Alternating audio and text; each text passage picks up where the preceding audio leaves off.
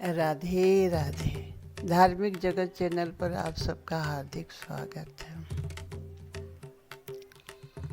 महात्मा बुद्ध की सभा में सत्संग हो रहा था। बहुत भीड़ थी। भगवान बुद्ध सबको ज्ञान की बातें सुना रहे थे। सत्संग समाप्त होने पर सारे व्यक्ति चले गए, लेकिन एक व्यक्ति बैठा रहा। तब महात्मा बुद्ध ने कहा, भाई सत्संग तो समाप्त हो गया, क्या तुम्हारे मन में कोई प्रश्न है? तब उस व्यक्ति ने कहा कि सब प्राणी जो भी सत्संग सुनने आए सब दुखी थे। किसी को कुछ चाहिए था, किसी को कुछ चाहिए था। हे परम दयालु, आप सबको शांति क्यों नहीं प्रदान कर देते? महात्मा बुद्ध ने उनकी बात सुनकर के हंस कर कहा, भाई बैठो, आओ मेरे पास। मैं तो सबको शांति देना चाहता हूँ, लेकिन एक व्यक्ति भी मुझसे शांति की मांग नहीं की। किसी को धन चाहिए था, किसी को बेटा, किसी को ऐश्वर्य, किसी को मोटर गाड़ी, मकान, बंगला, संसारी सुख ही सुख की जरूरत पड़ी उन्हें चाहिए थी। किसी एक भी व्यक्ति ने मुझसे शांति की मांग नहीं की। बिना शांति के मांग किए कैसे शांति मिल सकती है? उस व्यक्ति ने कहा, हे प्रभु, लेकिन मुझे शांति चाहिए। मैं संसार के थपेड़े खाते खाते थक गया हूँ। सारे रिश्तों से मैं थक गया हूँ। सबको बहुत अपना बनाने की कोशिश की, लेकिन मेरा कोई भी नहीं बना। अब मैं भीतर से इतना दुखी हो गया हूँ कि अब केवल मुझे शांति की ही तलाश है। महात्मा बुद्ध ने कहा, जो व्यक्ति जिस चीज़ की तलाश में निकलता है और उसका मार्ग सही हो, अपने विवेक की जागृति कर ले, उसको उस वस्तु की प्राप्ति अवश्य होती है। तुम्हारे मन में शांति की प्राप्ति की इच्छा जागृत हुई है, उस पथ पर तुमको चलना होगा। तुम्हें शांति की प्राप्ति जरूर हो। संसार के प्राणी शांति चाहते ही नहीं।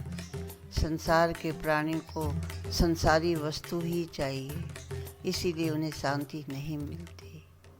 आओ इस संदर्भ में मैं तुम्हें एक कथा सुनाता हूँ। एक बार मृत्यु लोक में, पृथ्वी लोक में नारद जी भ्रमण करते करते आए। वो एक सेठ के घर में गए। सेठ जी ने उन्हें बहुत आदर से बैठाया, उनका बहुत भव्य स्वागत किया। नारद जी ने कहा कि तुम्हारे स्वागत से मैं बहुत प्रसन्न हूँ। मेरी इच्छा है कि तुम मेरे साथ सशरीर चलो, स्वर्ग चलो। मैं तुम्हें स्वर्ग ले चलता हूँ। तुम्हारी मृत्यु के केवल 10 वर्ष बाकी हैं। तुम मेरे साथ अभी इसी वक्त स्वर्ग चल सकते हो। शेर जी ने कहा, आपकी बात तो बहुत अच्छी है। स्वर्ग जाने का मार्ग मिल रहा है, इससे अच्छी बात और क्या हो सकती है। लेकिन हे नारद जी, अभी तो मुझे पोते की शादी करनी है। अभी मैं नहीं चल सकता।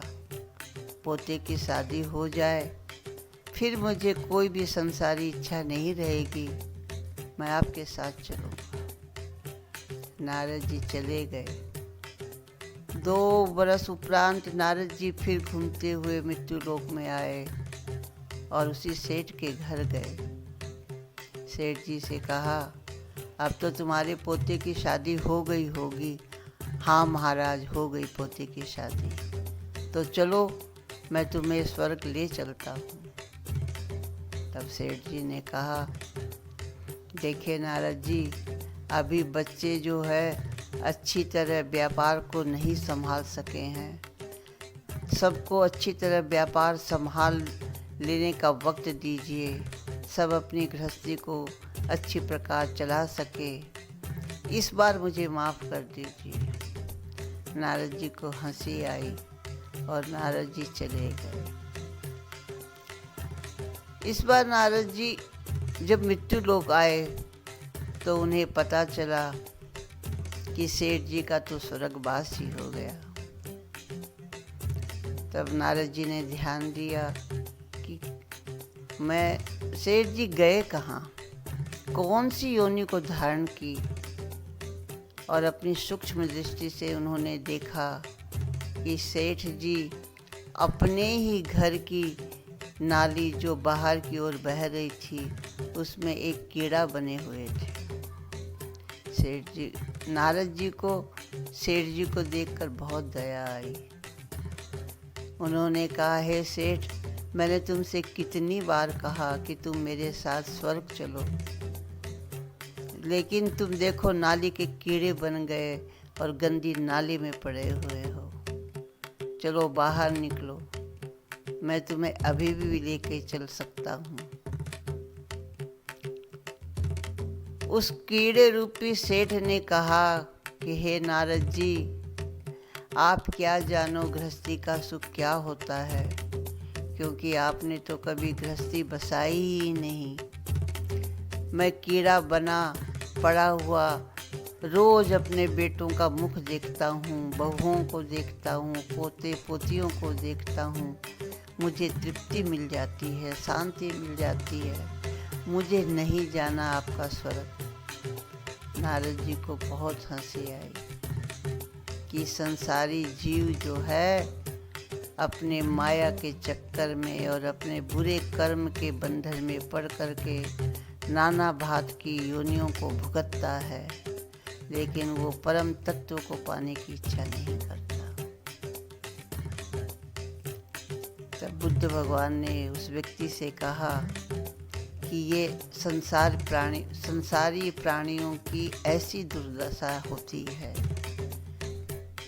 तुमने शांति की खोज की, ये बड़े तुम्हारे भाग्य की बात है। तुमने अपनी आत्मा को जागृत करने का प्रयास किया है।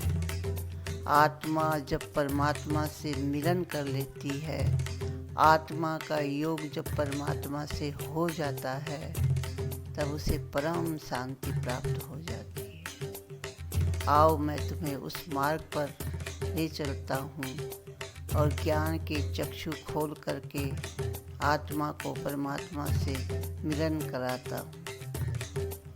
इस प्रकार भगवान बुद्ध ने उस व्यक्ति को अपने संरक्षण में लिया। राधे राधे।